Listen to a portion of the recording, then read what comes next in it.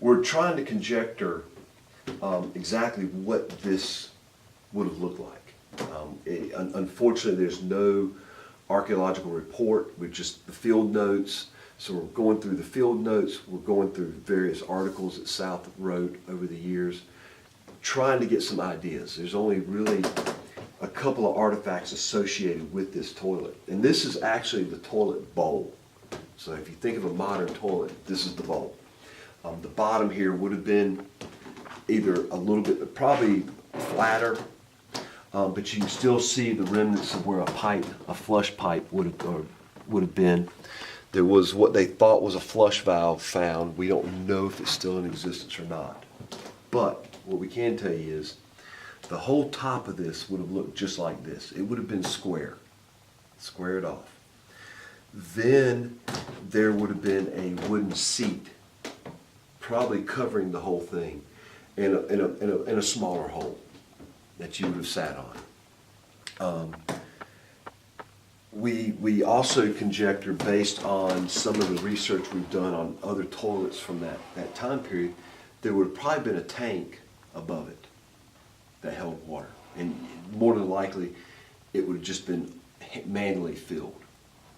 And then when you did your business, you would pull the string, it would open a valve in the tank, the water would flush down into it, and then it would flush out. And so you could have had the valve here, or the flush valve could have been up here, up at the top. More than likely it was like that. More than likely it was just open, either an open drain hole, or there could have been a lead pipe, anything. But more than likely that open hole right there would allow everything to just flush out.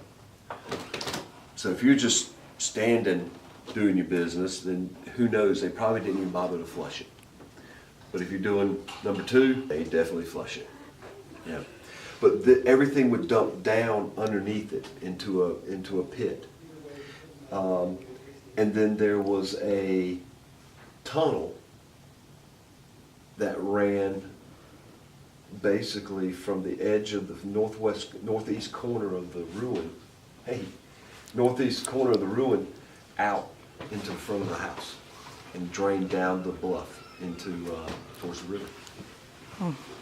Or at least into the marsh, into the rice fields. Mm-hmm. Yeah. About how long is the tunnel system that you guys have found? Right now, we've got about 30 feet of it. Okay. Yeah, it's about 30 feet.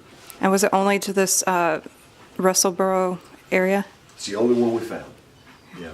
Now, there's one of the things we're looking at with the archaeology that we're doing in the future, well, in the present and the future, is actually revisiting some of the sites that were excavated and seeing if there can be some reinterpretations done. For example, Judge Moore's lot. There's a feature there that's interpreted as a smokehouse. Yet there's a tunnel very similar to what's at Russellborough, but it was interpreted as a smokehouse.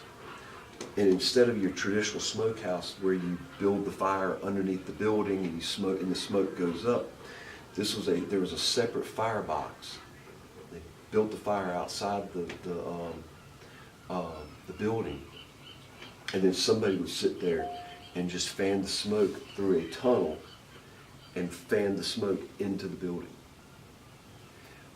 There are a few archaeologists that question that interpretation and think that maybe it could be evidence of another sewer system. That could have been a privy house, and then that was a drain.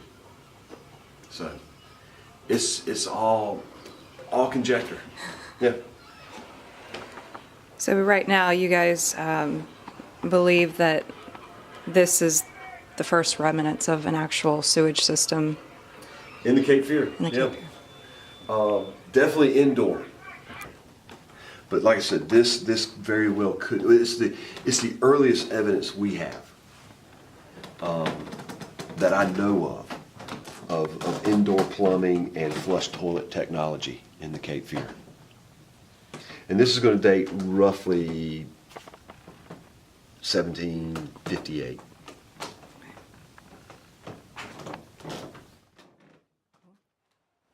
But if Captain John Russell didn't put it in, I bet Governor Arthur Dobbs did.